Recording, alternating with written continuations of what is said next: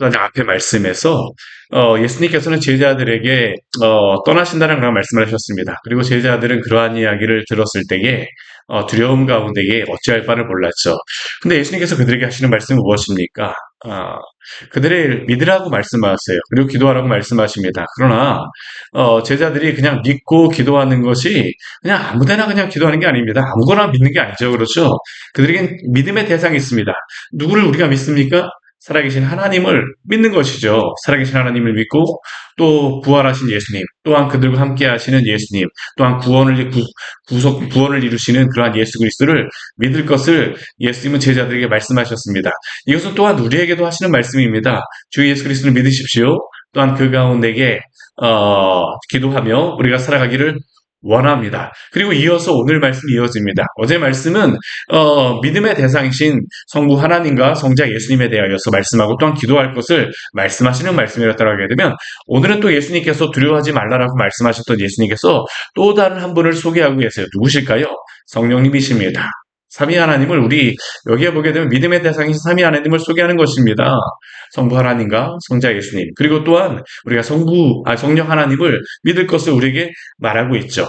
오늘 그 15절 말씀 보게 되면 예수님께서 먼저 이렇게 말씀하십니다. 우리 15절 말씀 같이 한번 읽어볼까요? 너희가 나를 사랑하면 나의 계명을 지키리라. 우리가 어떤 사람을 사랑한다라는 것을 무엇으로 알 수 있을까요? 사랑의 행위가 있습니다.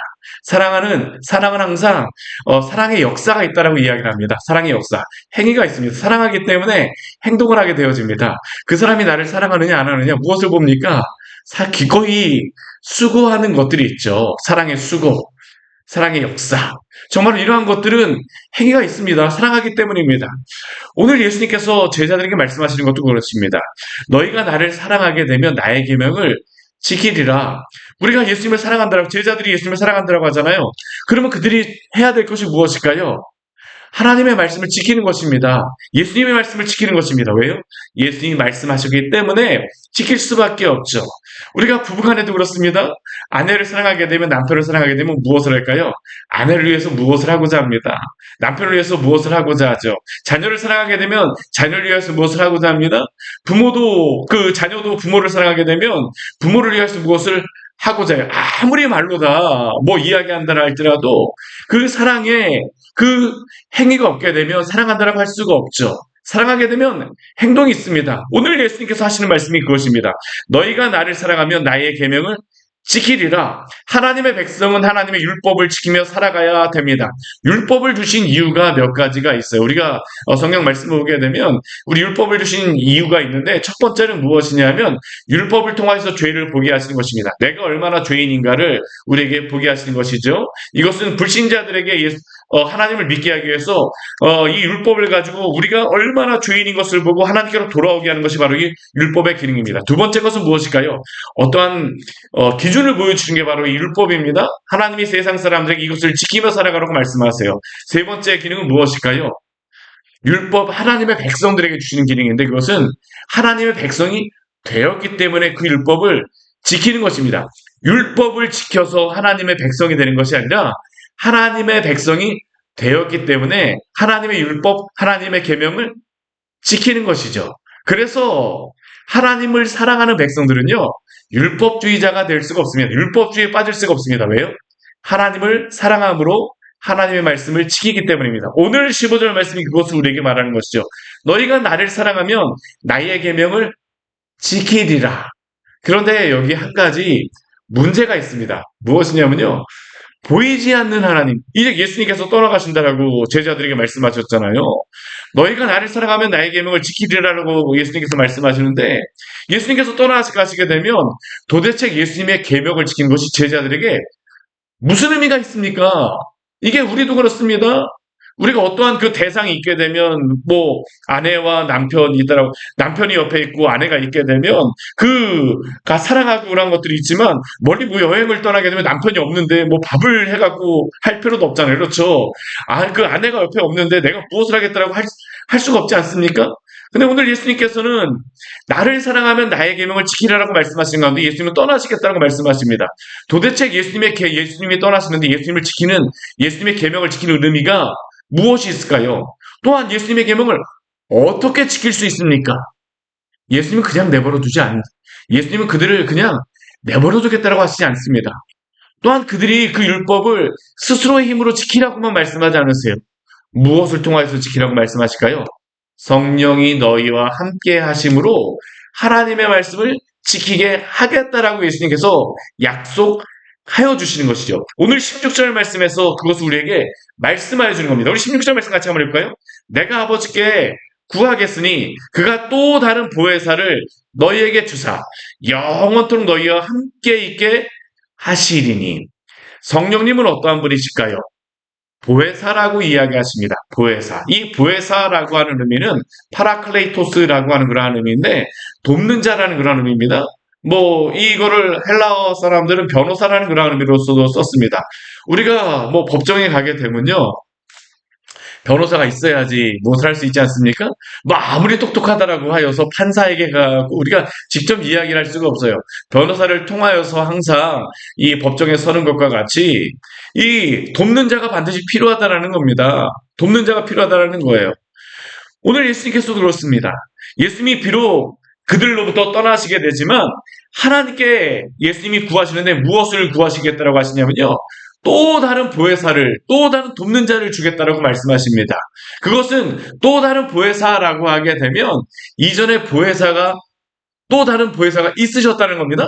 성령을 보내시기 전에 다른 보혜사가 있었다는 겁니다. 그럼 그 다른 보혜사는 누구일까요? 예수님 자신이 바로 보혜사이십니다. 예수님이 이 땅에 계실 때에는 내가 너희를 도왔다라는 겁니다. 너희가 나의 계명을 지키도록 내가 너에게 말하고 또한 너희가 나를 사랑하도록 내가 너희 옆에 있었다. 근데 예수님이 떠나시게 되면 어떻게 됩니까? 또 다른 그래서 보혜사를 예수님께서 하나님께 말씀하셔서 보내주시겠다는 겁니다. 그리고 그분은 어떻게 하시겠다라고 말씀하십니까? 너희와 영원히 함께 하시겠다라고 약속하여 주셨습니다. 사랑하는 여러분, 성령 하나님께서 오늘도 우리와 함께 하심을 믿으시기를 바랍니다. 이게 구약 성경, 우리 구약 신약을 보게 되면요. 하나님은 결코 우리를 떠나신 적이 없으십니다. 우리 구약 성경에 보게 되면요. 독특한 한 가지의 특징이 있습니다. 우리 구약 특징 중 한 가지가 뭐냐면 그 이스라엘 백성들이 여러 가지 죄에 빠지거나 뭐 여러 가지 것들을 잘하지 못하게 되면 하나님이 직접 나타나셔서 어떠한 것들을 말씀하시거나 어떠한 이적들을 직접적으로 행하십니다. 그렇잖아요. 우리 출애굽 행하실 때도 하나님께서 그 고개를 갈라주신 그러한 이적들, 뭐 10가지 이적들 하나님이 직접 역사하시는 것입니다. 하나님이 그 선지자들을 통하여서 말씀하시고 그러한 것들을 하셨는데 그건 직접 하나님께서 역사하시는 그러한 일들이었죠. 놀라운 그러한 이적들이었습니다. 하나님이 직접 성부 하나님께서 그들에게 직접 역사하시는 그런 것들을 보여주셨어요. 근데 우리 예수님이 오셨을 때는 어떻게 하실까요? 예수님이 직접 그들과 함께 계셨던 겁니다. 그렇죠? 함께 계셨어요. 그러면 예수님께서 승천하시고 난 다음에 어떻게 하실까요? 성령 하나님께서 함께 하시겠다라는 겁니다. 하나님은 어떠한 분이십니까?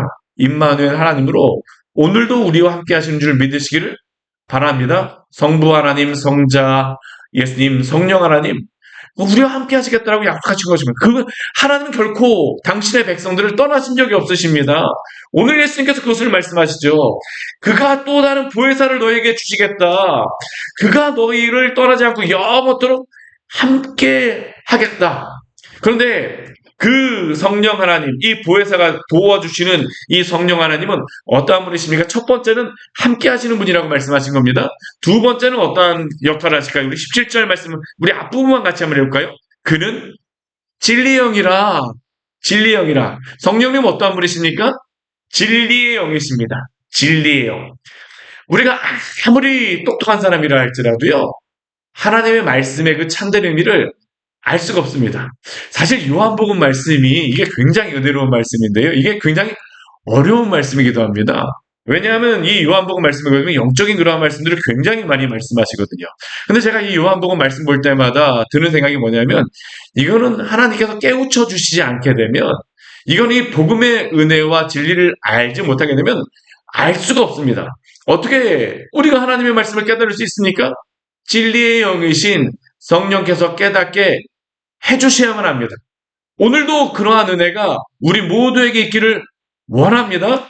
우리 교회에 진리의 성령께서 오셔서 하나님의 말씀에 대한 그러한 깨달음이 있고 또한 그 말씀 가운데 붙잡혀지고 하나님의 그 영의 말씀 가운데 그 말씀의 진리가 교회마다 성도마다 역사함으로 말미암아 부흥이 있기를 원합니다. 이 일을 누가 하십니까? 성령 하나님께서 하신다라는 겁니다. 오늘 15절 말씀에 예수님이 그렇게 말씀하셨죠. 너희가 나를 사랑하면 나의 계명을 지키리라. 왜 계명을 지켜야 됩니까? 이 말씀이 진리이기 때문입니다. 근데 진리라고 해서 다 지키는 건 아닙니다. 이 말씀을 어떻게 지킬 수 있습니까? 알아야지만 지킵니다. 의미가 무엇인지를 알아야지만 지켜요. 성부 하나님이 어떤 분이신지, 성자 예수님이 어떠한 분이신지, 성령 하나님이 어떠한 분이신지, 하나님이 우리에게 말씀하신 그 말씀의 의미가 무엇인지, 사랑하면 지킨다라고 하는 의미가 무엇인지, 야, 정말로 이 말씀이 나에게 주신 말씀이기 때문에 내가 지켜야 되겠다. 이건 누가 다 깨닫게 해주는 것입니까? 진리의 영께서 하시는 겁니다. 저도 말씀을 전할 때마다 항상 제가 그 설교 강단에 올라오기 전에 기도하는 게 그것입니다. 저도 성령께서 역사하심으로 말미암아 하나님의 말씀을 전하게 하시고 듣는 성도들도 성령으로 역사하심으로 말미암아 깨닫게 하여 주시옵소서. 그래서 제가 항상 설교하기 전에 그 기도가 짧지만 항상 이 기도로 하죠. 성령 하나님께서 우리 성령 안에서 교통하게 하여 주시고 말하는 자의 입술 너무나도 연약하지만 주께서 그 말하는 자의 입술을 통해서 역사하시고 듣는 자들의 귀를 열어주시고 또한 눈을 열어주셔서 알게 하시고 깨닫게 하여 주십시오.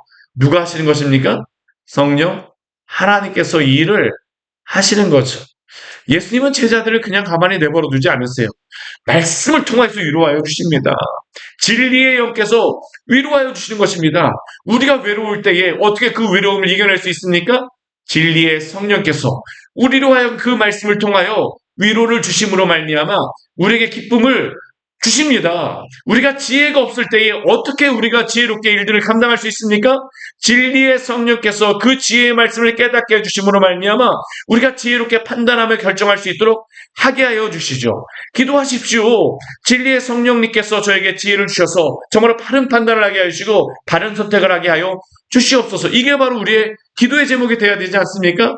오늘 예수님께서는 이 진리의 성령이 너에게 임하시리라고 약속하십니다. 그런데 이것은 어떻게 해야 됩니까? 성령께서 역사하셔야 되죠. 우리 17절 뒤에 말씀도 우리 같이 한번 읽어보도록 하겠습니다. 세상은 능히 그를 받지 못하나니 이는 그를 보지도 못하고 알지도 못함이라. 그러나 너희는 그를 아나니 그는 너희와 함께 거하심이로 또 너희 속에 계시겠습니다. 예수 그리스도를 믿게 되면 일어나는 현상이 무엇일까요? 신비한 연합이 있다라고 합니다. 이건 신학 그리스도와 우리가 연합되어진다라고 이야기를 하는데 이 그리스도와 연합이 어떻게 되어집니까? 성령이 우리 안에 내주하시는 것입니다. 그렇게 되면 그리스도와의 신비한 연합이 있게 되어지는 건데 이거는 제가 신학적에서 아무리 신비한 연합이라고 하는데요. 신학자들도 이게 신비한 연합이라고 이야기를 하지만 뭐라고 명확하게 이야기할 수는 없습니다.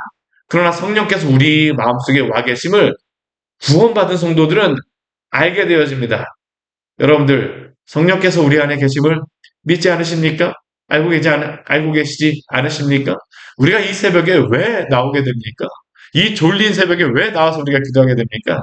성령께서 오늘도 우리를 강구원하심으로 말미암아 우리를 하여금 기도하게 하시죠. 주님 앞에 나오게 하시죠. 의무적으로라도 움직이게 하십니다. 성령께서 하시는 것입니다. 세상의 사람들은 할 수가 없습니다.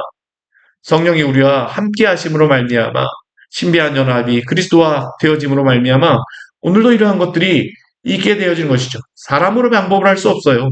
진리의 영께서 이렇게 하시는 것입니다. 우리의 자녀들과 또한 우리의 교회에 이러한 은혜가 있기를 원합니다. 다 성령께서 하시는 일이죠. 성령께서 하시는 일입니다. 오늘 예수님의 그런 말씀을 보게 되면 이 뒤에 14장 이후의 말씀을 보게 되면 성령이 어떠한 일을 하시는가 하는 것들을 우리에게 알려주십니다. 우리 18절 말씀을 보게 되면 또 이렇게 말씀하십니다. 18절 말씀 같이 한번 읽을까요? 내가 너희를 고아와 같이 버려두지 아니하고 너희에게로 오리라. 제자들은 예수님이 떠나신다라고 하게 되면 그들은 무엇처럼 생각하는 겁니까? 고아 같다라고 이야기합니다. 부모님이 돌아가시게 되면 항상 나이가 많건 적건 간에 다 이러한 이야기들을 하세요. 이제는 고아가 된 것 같다라고. 제자들도 그랬습니다. 예수님이 떠나실 때에 그들은 예루살렘만 올라가게 되면 뭐 예수님이 아무리 세 번씩이나 십자가에 달려 죽으시고 뭐 그런 것들을 말씀하셨어요. 예루살렘에 올라가게 되면 그들은 무엇인가 있을 거라고 생각을 했습니다. 근데 막상 올라와 보니까 어떻습니까? 정말 아무것도 없거든요. 정말 예수님께서 십자가에 달려 죽으시는 그 일만을 계속 말씀하십니다. 그리고 예수님께서 정말로 떠나시기 전날 밤도 우리 힘내보자 그런 말씀하지 않으십니다. 내가 너희를 떠나겠다고 말씀하십니다. 제자들의 마음속에 어떤 마음이 들을까요? 두려운 마음이 드는 겁니다. 예수님이 우리를 그냥 버리시는구나. 근데 예수님이 뭐라고 말씀하세요? 그와 같이 버려두지 아니야. 또 무엇을 약속하십니까? 너희에게로 오리라. 이것은 두 가지 약속입니다. 첫 번째 무엇일까요? 부활하시겠다는 그런 말씀입니다. 내가 부활하여서 너희와 잠시 동안 함께 있겠다라고 말씀하시는 것이죠. 또한 말세 예수님께서 마지막 때에 예수님이 다시 오시는 것까지도 약속하시는 거라고 할 수 있습니다. 그러나 이것보다도 더 중요한 것이 있습니다. 무엇일까요? 예수님이 비록 승리하셔서 하나님의 보좌 우편으로 가실 터이지만 성령께서 이들과 함께 하시리라는 겁니다. 성령 하나님께서 결코 여러분들을 고아와 같이 내버려 두지 않으심을 믿으십시오. 우리는 결코 영적으로 고아가 아닙니다. 성도들이 언제 시험에 빠집니까? 사실 이것 때문이거든요. 우리가 신앙생활하게 되면 예수님 믿게 되면 참 은혜 안에서 이 가슴 뛰는 그러한 신앙생활 할 때가 있습니다. 다 경험해 보셨죠, 그렇죠? 기도하시고 정말 앉기만 하면 그 은혜가 있고 눈물이 나오고 정말 막 가슴 뛰면서 무엇인가 하고 싶고 근데 시간이 지나면서 어떻습니까? 조금씩 이게 희미해지기도 합니다. 그렇죠? 항상 그런 것만이 아닙니다. 항상 그렇지 않아요. 때때로 그러한 이른비와 늦은비를 통해서 하나님이 은혜를 주시기도 하시지만 우리의 신앙은 대부분 무엇일까요? 야고보서 말씀을 보게 되면 야고보서 우리 첫 장과 마지막 장에 보게 되면 인내하라고 말씀하십니다. 그리고 그 가운데에서 기도하라고 말씀하세요. 신앙의 대부분은 저는 인내라고 생각을 합니다. 실제로 성경도 그렇게 말씀하시죠. 근데 그 인내하는 가운데 누가 우리와 함께 하십니까? 성령께서 오늘도 우리와 함께 하시는 줄 믿으십시오. 성령께서 우리와 함께 하십니다. 그와 같이 내가 너희를 내버려 두지 아니하겠다. 우리 19절 말씀에 오게 되면요. 조금 있으면 세상은 나를 보지 못할 것이되 이르되 너희는 나를 보리니 이는 내가 살아있고 너희도 살아있겠습니다. 성령이 그 안에 함께 하신다는 겁니다. 부활하신 예수님께서 살아계신 것과 함께 성령이 그 안에서 성도들 안에서 함께 하시겠다는 거죠. 오늘 20절 말씀을 보게 되면 이 신비한 연합에 대한 굉장히 중요한 말씀을 하고 있습니다. 우리 20절도 같이 읽겠습니다. 그날에는 내가 아버지 안에 너희가 내 안에 내가 너희 안에 있는 것을 너희가 알리라. 이것은 예수 그리스도를 믿고 구원받은 성도들만이 누리는 그러한 은혜입니다. 정말 우리를 가만히 내버려 두지 않으십니다. 때때로 우리가 저 멀리 갈 것 같지만 주님께서 우리를 붙잡아 주세요.